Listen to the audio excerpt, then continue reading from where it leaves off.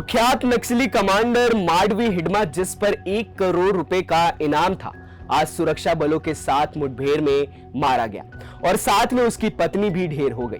आज की इस वीडियो में हम बात करेंगे आखिर कौन था माडवी हिडमा, जिसके नाम से लोग खौफ खाते थे।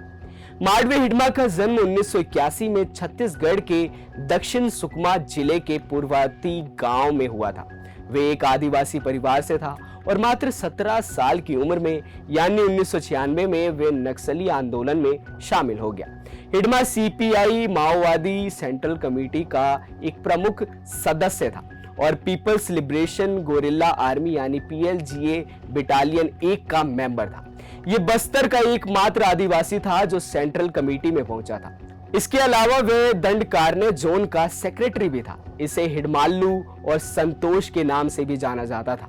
हिडमा को इसलिए कुख्यात कहा जाता था क्योंकि वे कम से कम 26 सशस्त्र हमलों का मास्टरमाइंड था, जिनमें 150 से ज्यादा सुरक्षा कर्मियों और नागरिकों की मौत हुई। इनमें कुछ प्रमुख हमले थे 2013 का झिरमा घाटी नरसंहार, जहां कांग्रेस नेताओं समेत 27 लोग मारे गए थे, और 2021 का सुकमा बीजापुर एम्बुश, जिसमें 22 जवान शहीद हुए थे। इसके अलावा 2010 का दंतेवाड़ा हमला, जहां 76 सीआरपीएफ जवान मारे गए थे।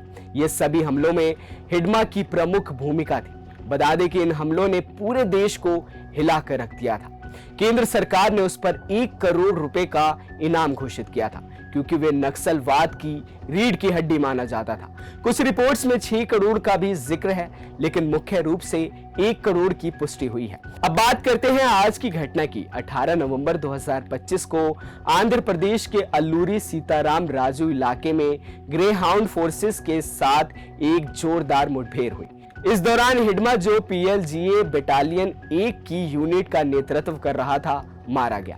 साथ में उसकी दूसरी पत्नी रजे उर्फ रजक्का भी ढेर हो गई।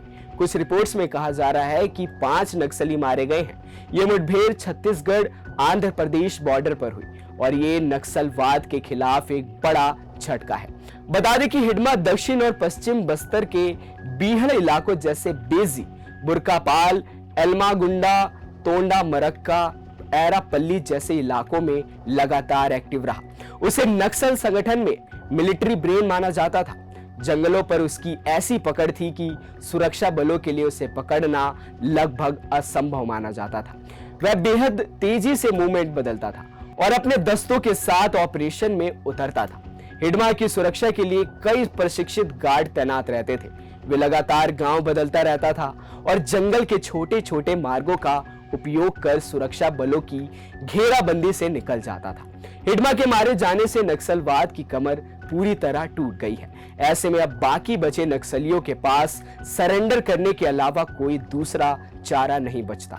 अगर वो फिर भी अपने हथियार नहीं डालते तो सुरक्षा बलों का संदेश साफ दिखाई दे रहा है कि बाकियों का भी हाल हिडिंबा जैसा ही होगा। ये घटना नक्सलवाद के अंत की ओर इशारा कर रही है। हाल के महीनों में कई टॉप नक्सली कमांडर मारे गए हैं, जैसे चाल पत्ती, जो हिडमा का मेंटर था। अब हिडमा का जाना नक्सल आंदोलन को कमजोर करेगा, खासकर दक्षिण बस्तर में, जो उनका आखिरी गढ़ था।